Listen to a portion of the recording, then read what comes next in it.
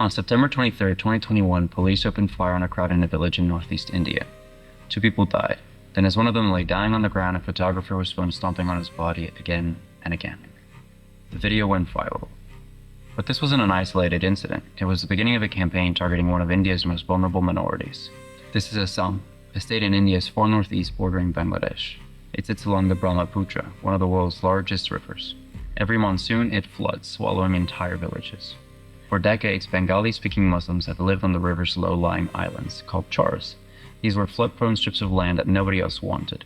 Many have been here for 50 to 70 years. They hold land titles and voter IDs. Since 2021, the government has conducted at least 33 eviction operations targeting these communities, demolishing more than 22,000 homes. Look at this map. Each of these is one operation. The bigger the dot, the more families displaced. In total, over 100,000 people have lost their homes. This would nearly fill India's largest stadium. And it's getting worse. In 2021, there were 4 operations displacing about 14,000 people. Last year, it was 11 operations for 40,000 people. The government says these are about forest conservation or development or clearing encroachments. But across every operation, the vast majority of those evicted share one thing. They are Assamese Muslims of Bengali origin. In 2016, the BJP, India's ruling Hindi nationalist party, came to power in Assam, and a new chief minister took over, a man named Himanta Biswa Sarma. His government frames these evictions as law enforcement, but his own words tell a different story. In January 2025, he said publicly, "My job is to make the Mia people suffer." Mia, once a term of respect for Bengali-speaking Muslims, is now used as a slur in Assam. I am Arshad Ahmed. I am an independent journalist based in Assam. As soon as you enter an eviction site, you see multiple, columns of state paramilitary forces combined with state police forces.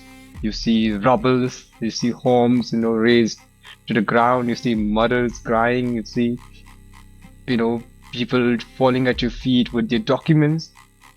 Telling you that they have paid all their taxes, but the state is still hell-bent on evicting them from their land. The women and elderly men, they have nowhere else to go. So where do they end up living? Under makeshift tarpaulin shanties.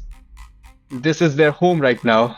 Nowhere else to go. We have these, makeshift settlement camps, now home to thousands of such evictees, and all of them predominantly are Bengali-speaking Muslims. To understand why this is happening, you need to know who these people are.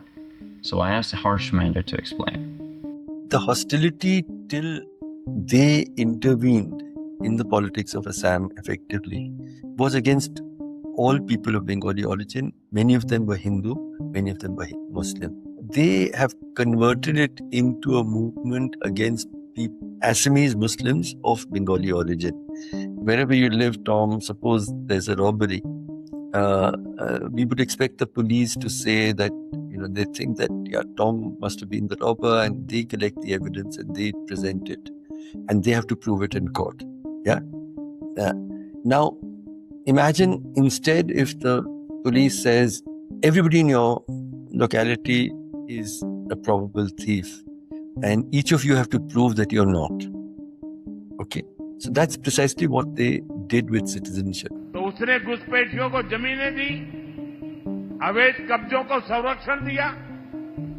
Congress ने vote bank के लालच में असम के demography का संतुलन बिगाड़ दिया।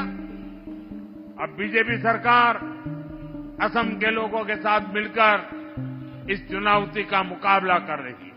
The National Register of Citizenship went on for 6 years with great hardship.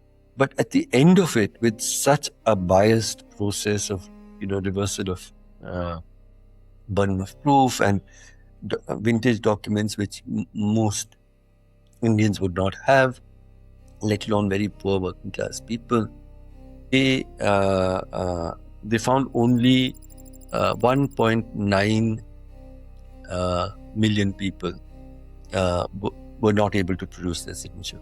Out of that, 400,000 were Muslim. And so the entire project of the Hindu right broke down, which is why they've not implemented this, because the majority of people who were found to be without documents were actually of Hindu identity. So then they brought in the Citizenship Amendment Act, which said that if you are undocumented and of any religion except Muslim, it'll be assumed that you're a persecuted minority from the neighborhood and you will be settled.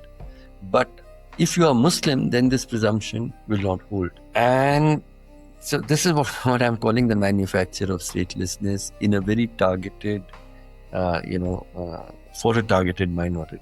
Last month, the Assam government's official account posted this, an AI-generated video of Sarma aiming and firing a rifle at Muslims, captioned "point-blank shot." It was deleted after massive outrage. I tell you what I fear as a reporter. I do an eviction drive story. The government could land up the state police could land up at my door and tell me that you are illegal immigrants, right? And I could show them dozens of documents, but that wouldn't count. That wouldn't count. No. If they decide to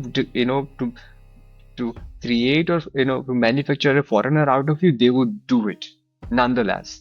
And that fear is real. That fear is very real. On July 8th, 2025, 1,400 families were evicted, clearing land for an Adani power plant, with $5.5 billion investment. India's second wealthiest man, a close ally of Prime Minister Modi, gets the land from which the families have been removed. So if you are from Bangladesh or alleged to be of Bangladesh but Hindu, you are called a refugee. If you are from Bangladesh or alleged to be of Bangladesh and Muslim, you're called an infiltrator. And so not just an illegal immigrant, but an infiltrator, which means you've come here with some very dangerous motives. And that language is used by the Prime Minister, by the Home Minister routinely.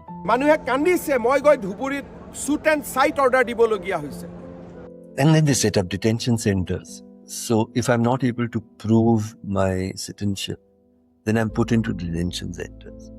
The detention centers were places, horrific places we heard stories about. Nobody was allowed to enter them. They were like jails within jails. So here's a Bengali family, can't produce documents. The husband is kept in one. The wife, who's often not even lettered, she's put separately into a women's jail. The children are outside. And effectively, it's imprisonment for life because you'll never be able to produce the documents. And then there's this. A joint investigation found that a real estate company co-founded by Chief Minister Sharma's wife acquired at least 18 acres of government land in an area that was meant for redistribution to landless families. India's Supreme Court ruled these demolitions unconstitutional, but the bulldozers haven't stopped. This story was a collaboration with Ahmad Khan and the New Humanitarian. All of the source material is open source for you to verify. The link is in the description.